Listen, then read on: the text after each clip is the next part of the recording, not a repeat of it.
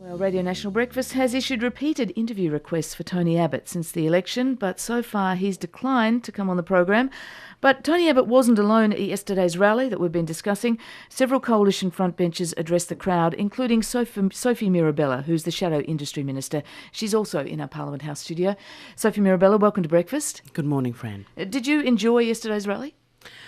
The great thing about yesterday's rally was that it shows there are Australians who still believe that their opinion counts, who still believe in democracy, and who are not going to be bullied into silence by name-calling by a government just because they don't agree with the carbon tax. It was an expression of people power, and whether it's a Liberal or a Labor government, I think it's important as part of our democracy, as part of a very robust democracy, for people to feel that their opinion matters. And the reason why so many of them were angry was because they felt they had been lied to at the election. They were told there was not going to be a carbon tax under the government Julia Gillard leads, and then the Prime Minister gets the job and does the exact opposite, and they are hurting. Sure, anger is one thing, abuse is another. I mean, you talk about name calling. Did you find some of the placards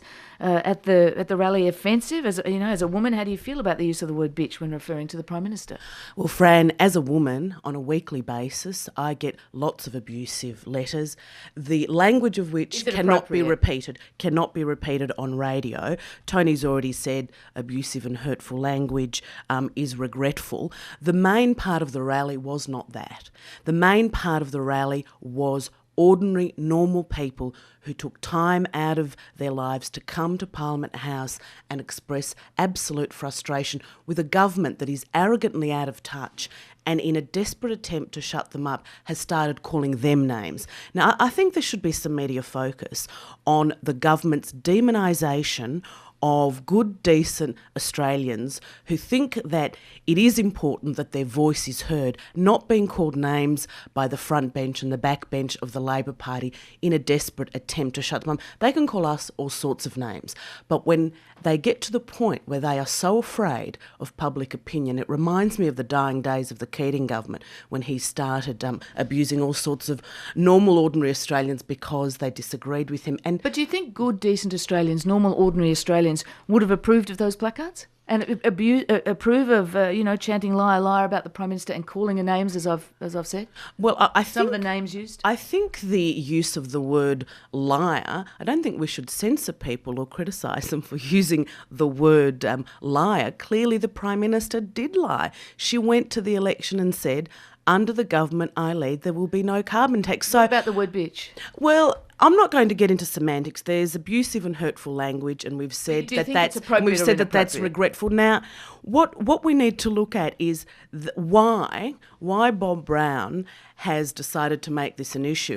What happened? What happened when Bob Brown attended the S11 rally in Melbourne, where people that he was protesting with side by side, forget about abusive language, actually hurled projectiles with nails and screws and urine at police and delegates? Where was this outrage? I don't see the same sort of outrage didn't see the same outrage from the Labor Party and the Greens at that time. So and let's we have be seen consistent. Outrage before. We saw it, as I was saying, Sure. to Greg Combe. We saw it at the gun debates. John Howard had effigies of himself burnt. He was called Sure. Jackboot Johnny. I'm just wondering if you think that there's a different thing going on here that is linked to the gender of the Prime Minister at the moment. Do you see that at all? No, absolutely not. People get angry at politicians, and in a robust democracy where they can express that anger, there will be all sorts of variations of how that is expressed.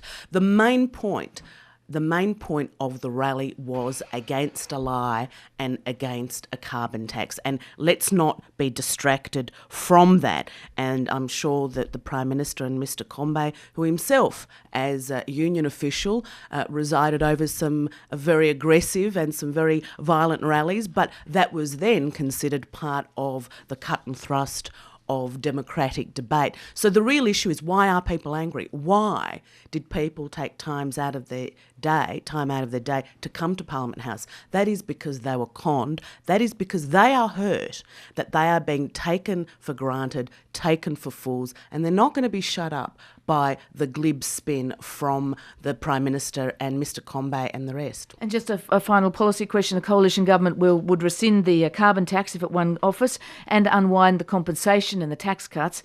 How exactly would you do that if the compensation is in the form of a tax cut? Would you be increasing people's taxes? Well, we're not going to get into a hypothetical discussion. If there's no carbon tax, Joe Hockey has said that is what would happen. Well, no, the issue of compensation is hypothetical. One will believe it when we see it, and let's wait and see. Is it going to be in the budget? If the government is so fed income about tax cuts, why aren't they going to be in this year's budget? It is yet another distraction from the reality that this government can't explain the benefits of its carbon tax and are trying to shift debate to something totally different and totally hypothetical at this point. Sophie Mirabella, thanks for joining us on Breakfast. Thank you. Sophie Mirabella is the Shadow Industry Minister.